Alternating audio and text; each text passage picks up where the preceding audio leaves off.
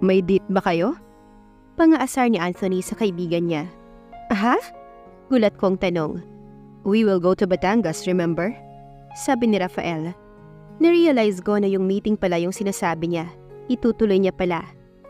Oo, pero kasama ba ako? Tanong ko. Of course. Sabi niya kaya napatungo na lang ako. So it means may kailangan akong ayusin.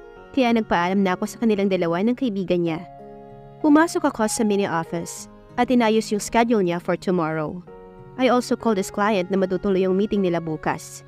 And babae pala yung client niya. Well, I don't mind it. Umalis din kaagad yung kaibigan ni Rafael na si Anthony dahil may pupuntahan pa raw. 2 oras na lang at uwian na ng mga empleyado. Wala na akong ginagawa. Nandito lang ako sa loob ng office. Nakatulala lang ako. Bigla ko naalala yung kapatid ko. We got no new news coming from the investigator. Last na yung binalita niyang nasa kalapit location lang namin yung kapatid ko. And I'm still wondering if where my brother is. Kamusta na kaya siya? May trabaho na kaya siyang maayos? I know he's 22. And nung 22 ako ay tapos na ako ng college. At pwede nang magtrabaho. Kahit na ngayon lang ako nagkaroon ng chance makapagtrabaho. I wonder what he's doing right now.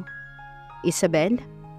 Nabalik ako sa katinuan nang may kamay na humawak sa harapan ko at tumawag ng pangalan ko. Si Rafael. Yes, do you need anything? I asked him. Kanina ka pang tulala. Kanina pa din kita tinatawag pero hindi mo ako napapansin. Tell me, is there something bothering you? I can sense his concern to me. Napangiti na lang ako dahil doon. Wala to. Sabi ko naman. Tumitig siya sa akin sandali. Tinaasan ko naman siya ng kilay. Okay, sino ba naman kasi ako para maging concern sa'yo? Sino ba naman ako para mapagsabihan ng mga problema mo? Boss mo lang naman ako, hindi ba? He said. He even gave emphasis to the word boss. Pagkatapos ay lumabas na siya ng office at dumiretso sa table niya. Agad ko naman siyang sinundan. Susuyuin ko ba tong boss ko? Rafael, sandali. Habol ko sa binata. Lumingon naman siya sa akin. Sinundan ko siya sa table niya. Doon na kami nag-usap. Bigla ko lang kasing naisip yung kapatid ko. Panimula ko. Alam mo na, namimiss ko lang kasi siya. 17 years na namin siyang hindi nakakasama. I feel like crying. Kaya tinakpan ko na yung mukha ko at humikbi. Hey, don't cry. Tinatanong lang naman kita eh. I heard Rafael said. Naramdaman ko na lang yung kamay niya na humahaplos sa balikat ko bilang simpatya. Thank you ha. Ano ba yan? Boss kita tapos nagdadrama lang ako dito. Sabi ko habang pinupunasan ng luha ko. Ano ka ba? Diba I told you that we are friends? Boss mo lang ako kapag nasa harap tayo ng ibang tao. Saka I understand you. Ikaw ba namang mawala ng kapatid ng matagal, sinong hindi malulungkot? Basta, you will find him soon. Rafael tried to cheer me up. Tumangu-tangu lang ako. When I felt better, umayos na ako. At bumalik na si Rafael sa pagkakaupo sa swivel chair niya. Thank you. Naisipan ko na ibahin yung topic. By the way, I already called your client earlier. Sinabi ko na matutuloy yung meeting nyo. Good. You don't have to go here anymore tomorrow. Just give me your address. Susunduin na lang kita then aalis na tayo. Nagdag pa ng binata. Sure ka? I asked him. Grabe naman kasi na susunduin niya pa ako sa bahay. Yeah. I slowly nodded my head. Iti-text ko na lang sa'yo, sabi ko. I checked the time on my wristwatch at nakitang malapit na ang uwian naming mga empleyado. Tatayo na sana ako kung hindi lang nagsalita si Rafael. And one more thing, Isabel. Nilingon ko siya and I raised my brow at him. Bring extra clothes and necessities. Overnight tayo doon. He said na kinagulat ko. Pero bukas lang schedule mo doon and lunchtime din ang meeting mo. So we will go back in the afternoon. Sabi ko habang nagtataka.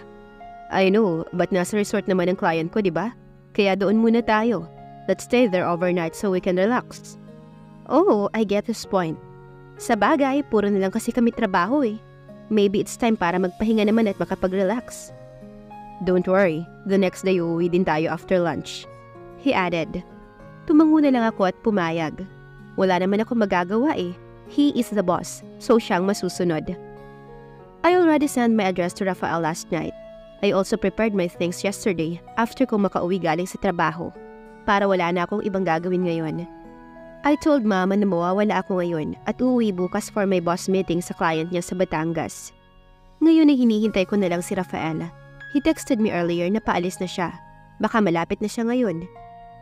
Maya-maya lang ay may bumusinang sasakyan sa labas. So I assumed that it's Rafael. Agad naman akong lumabas ng kwarto, dala ang gamit ko at bumaba na. Nagulat na lang ako ng pagbaba ko, ay kakapasok lang ni Rafael sa living room.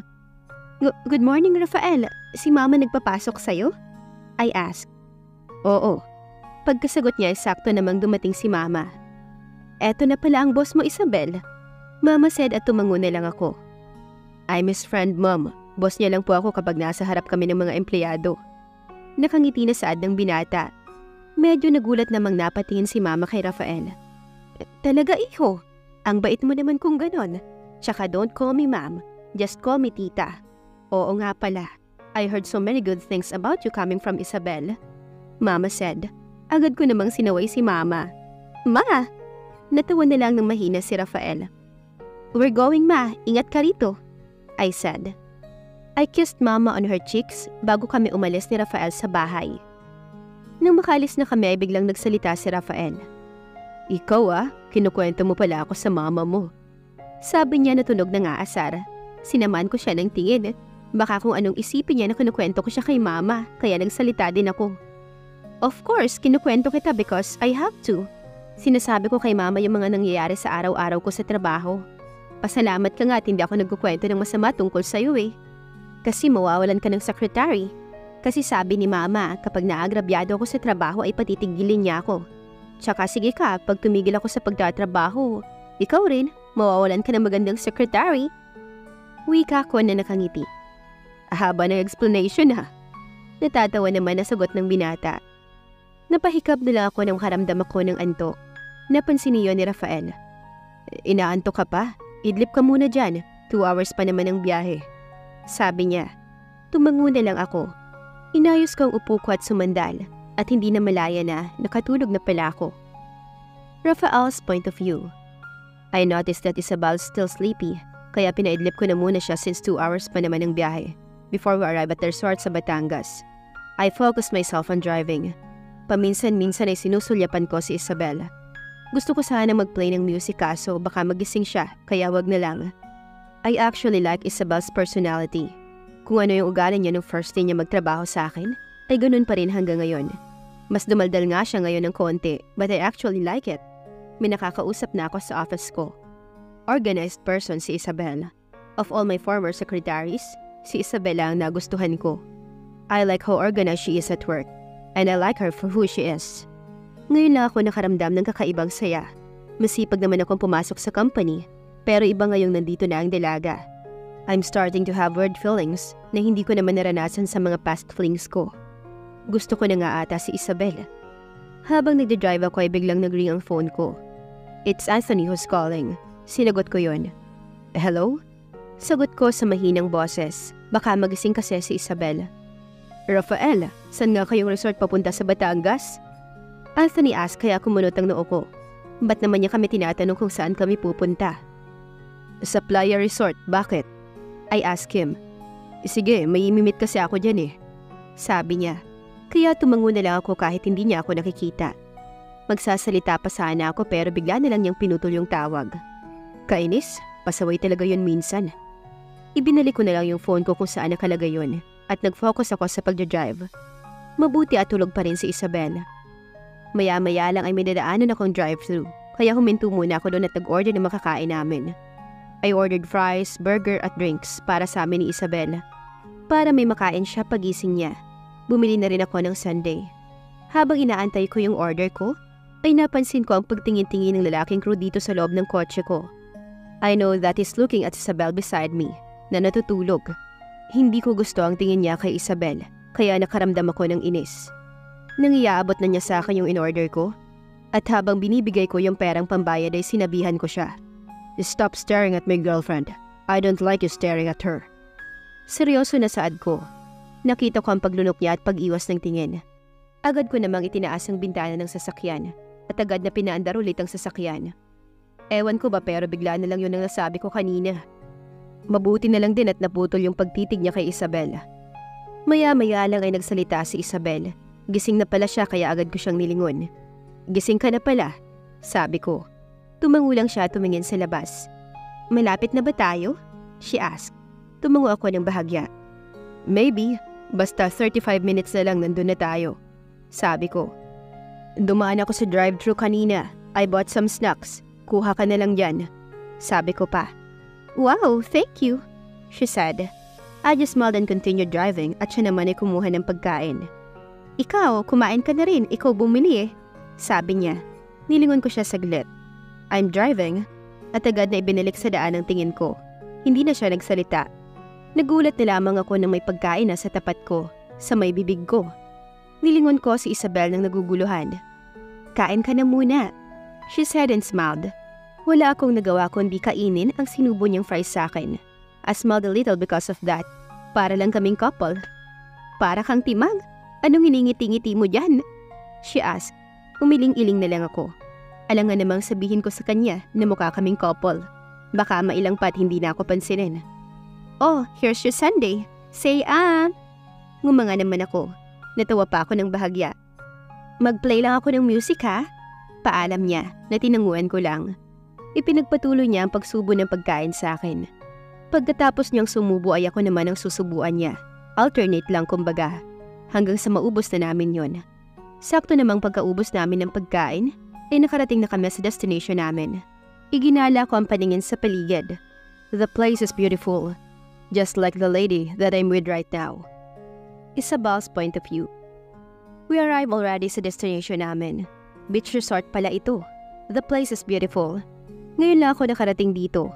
I didn't expected na ganito pala kaganda dito sa Batangas. Nag-book ka na ba ng room natin? Rafael suddenly asked. Yes, sagot ko. Ako pa ba? Kahapon ko pa to inayos eh. Para ngayon yung meeting na lang ang iintindihin ko. We asked the receptionist kung saan banda yung room namin. Kaya dinala niya kami roon.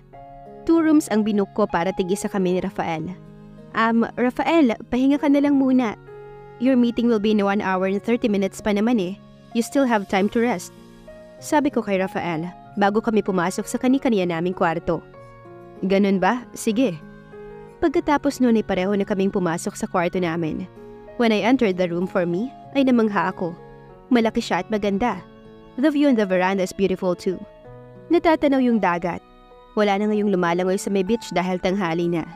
I'm sure na dadami ang tao doon mamayang hapon. Inayos ko muna yung dala kong bag kung nasaan yung mga damit ko. I decided to take a rest for a while. Nakakangalay umupo ng 2 oras. Nagunat-unat muna ako ng katawan. Hindi nagtagal humiga na ako sa kama at nag-cellphone.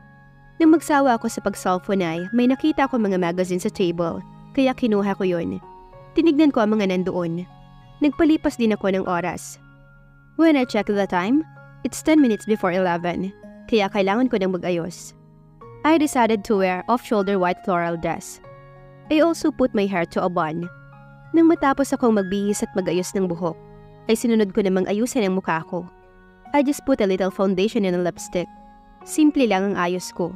Sa baba lang naman kami pupunte. Nang matapos akong mag-ayos ay tinext ko na si Rafael. I reminded him about his meeting. Nag-reply naman siya na pumunta na ako sa room niya, which is katabi ko lang din naman na room, kaya pumunta na ako. I knocked first before entering. I got shocked what I saw after I entered his room. Naka-white shorts lang siya at walang suot na pang-itaas. Ano ba yan? Bakit hindi ka pa nagbibihis? Tanong ko sa kanya, tumalikod ako. I saw his abs. Shucks, first time kong makakita nun. Oh, ba't ka tumalikod? He playfully asked. Alangan namang panoorin kitang magbihis. Mataray kong tanong sa kanya. Tapos na. Sabi niya kaya lumingon na ako. He's wearing a blue polo shirt na may mga dahon din na design. He looks good actually. Dagdag pogi points. Hindi ko na malaya na nakatitig na lang pala ako sa kanya kung hindi niya lang hinawakan ng kamay ko at hinila palabas ng kwarto. I look at her hands. Magkahawak kamay kami. Hindi ako umimik. I just felt my heart beating fast because of his action. Hanggang sa makababa na kami. Restaurant itong baba at dito makikipagkita yung client niya. Tahimik pa rin ako. Excuse me, you're Mr. Rafael Manzano, am I right? Biglang may nagsalita sa likod namin, kaya napalingon kami doon ni Rafael. I look at the girl. Nakatingin siya kay Rafael, pababa sa magkahawak naming kamay. Agad ko namang inalis ang pagkakahawak nun sa kamay ko. Yes, I'm Rafael Manzano. Hi, I'm Natasha Sandoval. I'm your client. Inilahad ng babae ang kamay niya. Tinanggap naman niyon ni Rafael. And who is this girl? Tanong niya sabay taas ng kilay, habang tinitignan ako mula ulo hanggang paa. She's Isabel Herrera, my secretary. Pagpapakilala ni Rafael sa akin. Oh, secretary, sabi niya pa. I smiled at her. Yes, ma'am, I said. Mukhang kailangan ko ngayong makipagplastikan na. I don't like her attitude. Pasalamat siya't kliyente siya ng boss ko. Wika ko pa sa aking sarili. I reserve a table for us. Let's go, may food na rin. Let's just discuss everything while we're having lunch. Sabi niya. Pumunta naman kami sa table na sinasabi niya. Doon na yun banda sa gilid. Nauna na akong umupo. Hey Rafael, can you sit beside me?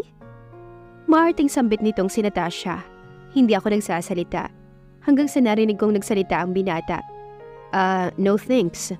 I'll just sit beside Isabel. Pasimple naman akong napangiti.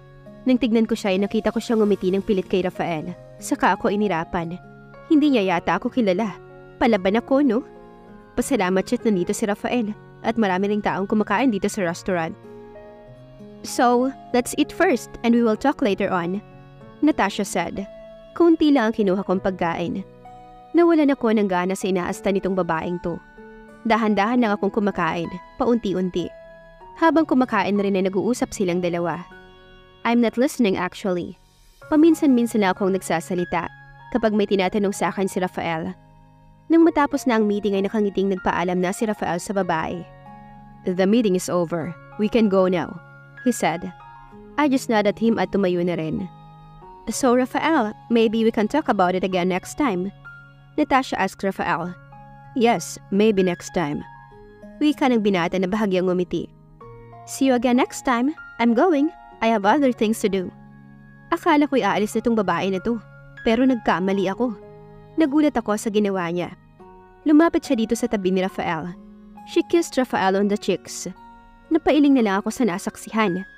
We decided na bumalik na sa room namin, pero hindi pa man kami nakakaalis sa table namin, ay may tumawag na sa pangalan ni Rafael.